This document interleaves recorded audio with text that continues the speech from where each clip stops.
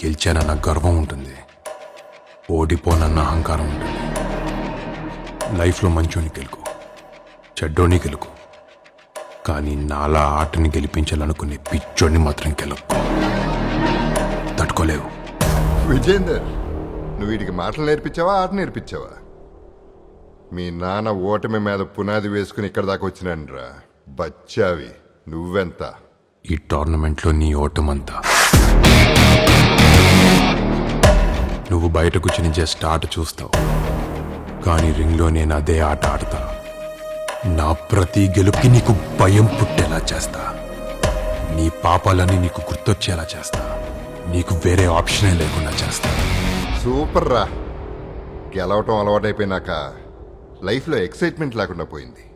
ఇప్పుడు వచ్చింది kick. I like it. All the best champ.